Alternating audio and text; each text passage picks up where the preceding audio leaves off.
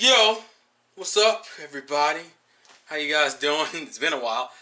So I wanted to kind of make a discussion video, and yes, it's technically based off of another thing in relation to Black Clover, but I enjoy Black Clover. It's manga, not it's anime, because this anime is trash, and they need to fix that shit, especially because of what arc they're about to go into next. But that's not what we're here to talk about today.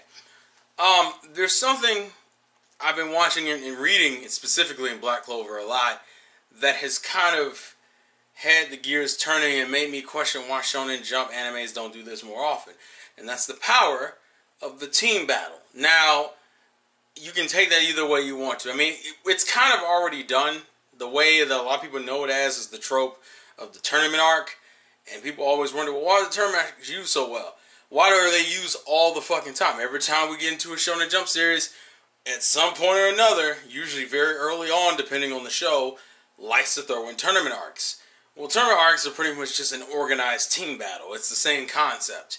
Except I would say shows like specifically One Piece, probably Black Clover, and to a lesser extent, well, My Hero really doesn't do it as much as you would think it does. It's about to. Anime Watchers is about to, but for the most part, it doesn't do team fights like that.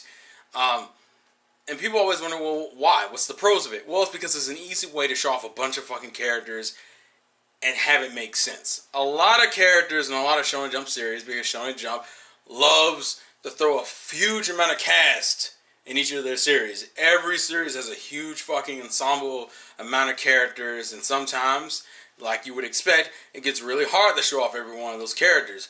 So, you have some sort of tournament arc to show off a bunch of characters' work. For me, team battles is it's just an organized team battle, because team battles are in the same exact concept.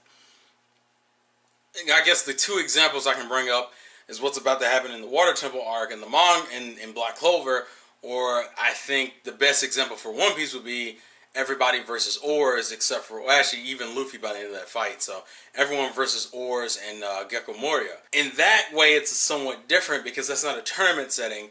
That's just a bunch of allies grouping together and taking down a single threat. And the reason why this is cool is because you're allowed to have different types of character moments within it. Because you have to have the interactions between the allies, maybe show off some moves, maybe get some new techniques. In some cases, and my favorite thing, some people always question, why do you like Thriller Bark so much? It's particularly because of that Oars fight. Granted, I'm also a Brook fanboy, that's besides the point. That you get a cool variation on a lot of characters' attacks. You get a lot of combination attacks. And Black Clover has been doing this consistently, arc through arc through arc. Now, I understand the reason why some people don't care for team fights is because it kind of feels like a cop-out. It's like, well, are these characters really strong? Can they stand on their own 2 feet? Or do they have to do this shit where everyone has to combine techniques to get something done? But it's a way of making your cast feel relevant to the story and not feeling like drop-out characters. Isn't that the issue that happens with a lot of shows that have giant casts? They're in like arcs, and then they do maybe like 5 to 6 fights involving like 5 to 6 characters and maybe some other characters in the background doing stuff, and then they become fucking irrelevant, or they're just not needed anymore.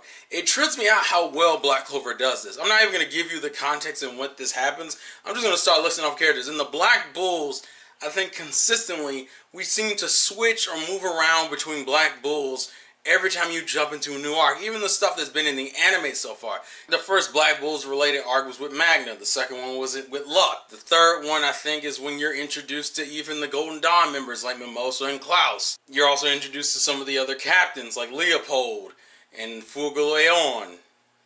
Not R.I.P., but you know what I mean. Ha! Get it? There.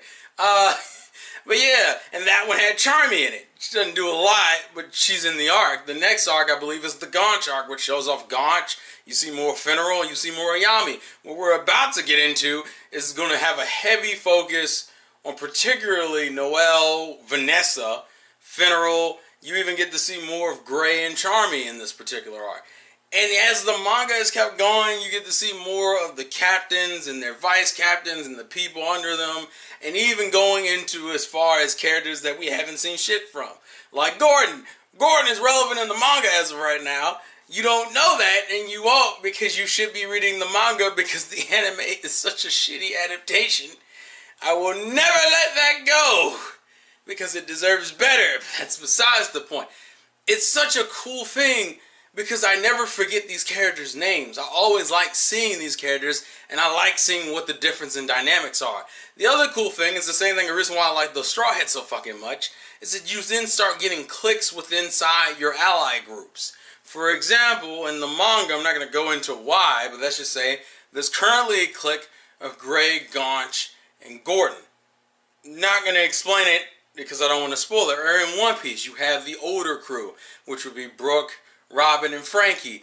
Or your monster trio, Luffy, Zoro, Sanji. Or your weakling trio, which I don't think is a fair term, but fuck it, they've already turned it into one, so why not?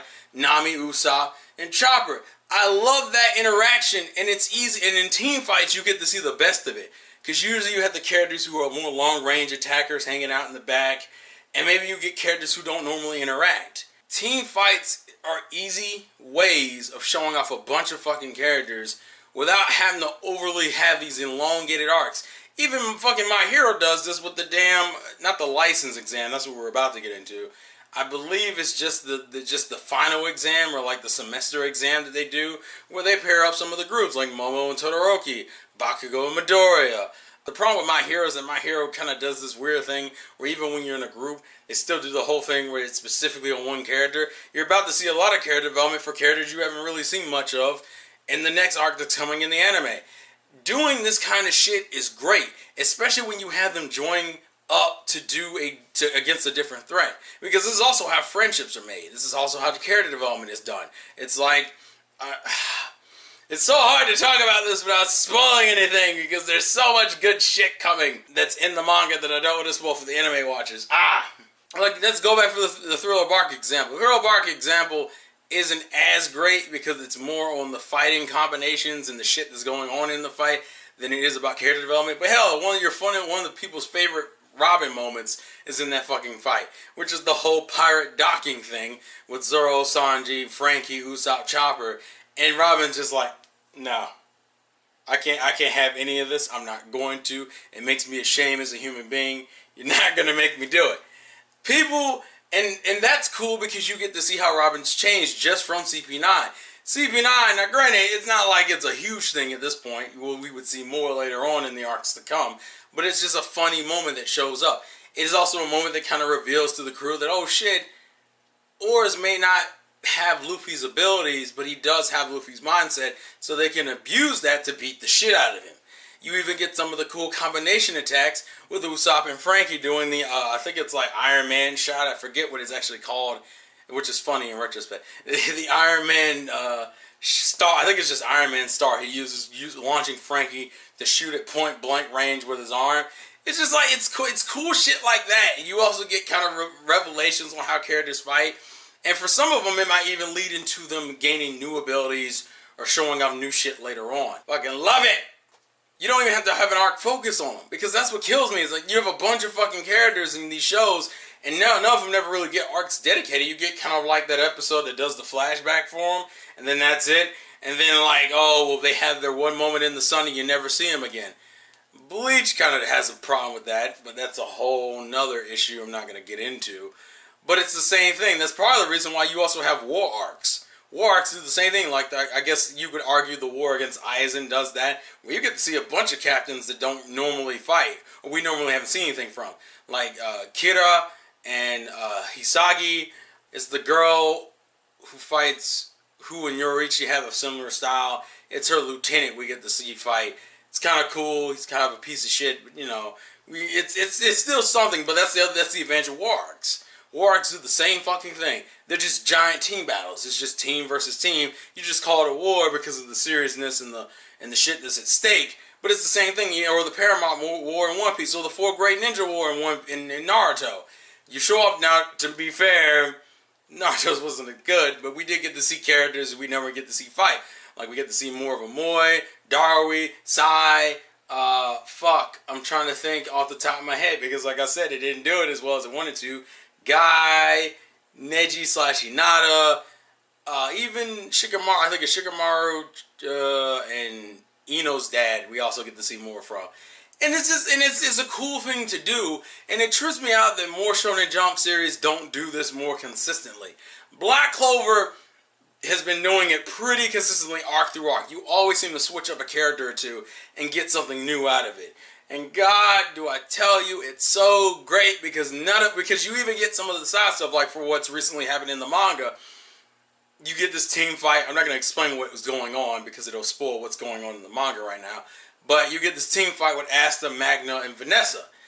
And when the fight first starts, it's just Magna and Vanessa, and it's one of those, well, what the hell were those two doing together? Those two never interact. Oh, well, Vanessa was helping Magna train. That shit, and it's such a subtle little thing, but it's such a cool thing that makes these groups, these allies, more of allies and friends and shit. Because it's not just simply, well, we fight together sometimes, but most of our fights are one-on-one because we're all independent. Well, yeah, but then I don't get to see you for 60 chapters, and then you're fucking irrelevant to me. It's kind of like you're relevant for the arc you're introduced in, and the arc your backstory is told, and then I don't hear or see anything from you. Which is trippy, because like I've said before, Magna was one of the first Black Bulls Asta interacted with in the fucking series. And he's still being used in the later arcs. Same thing goes for Vanessa to a lesser degree, but the same thing. Vanessa, we'd actually, if you've read the manga, we've already gotten her backstory and like her history already. She's kind of had an arc dedicated to her. But oh shit! Still using her! Thank you! I appreciate these little touches because it's these little things that elevates a show from being alright to that's alright, that's alright, that's some good shit. And that's what I appreciate. So I hate the fact that some shows don't take advantage of that. Team fights are so easy.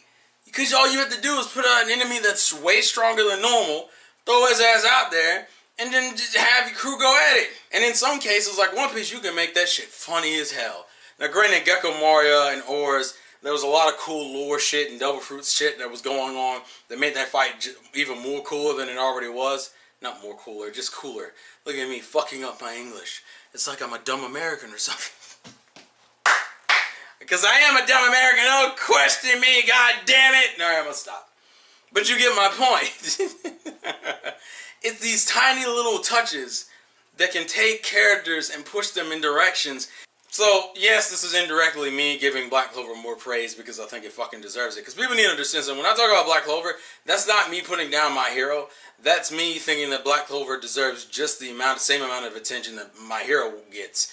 I just don't think I'll ever get it in its current form because fuck Studio Period for fucking up that anime. And it makes me sad because I think I think the series is great. So when I do this, yeah, this is kind of what it evolves into, but I think other series do it well too. And other series use it in different forms. Some people call it a tournament arc, some people call it a war. The point is, you need to have group fighting is always cool because it presents a bunch of different possibilities and you don't have to sit there and spend an ass amount of time on one or two characters and then fucking the rest of them go through the wayside. And Black Clover tries to set itself up to where you're consistently in team fights, so you consistently see new characters or the same characters over in different situations and get to see them and use their abilities in different ways. I can love it. It's great. But I'm rambling. I'm sorry. Move on. I know. I get it. Anywho, tell me your thoughts. Thank you guys for watching. I almost want to be like, I still haven't gotten out of the insane game freak mindset with this channel. It's always weird, but you can't have any fun if you're not a little bit crazy. I'm so glad I do that as an ending because I feel like I would just kill my fucking voice, and then it's like, what are you doing, sir? Halfway through the video, you started whispering, and no one can hear you. What happened? I screamed too loud at the intro, so now I can't talk. Fuck. See you guys later. Peace.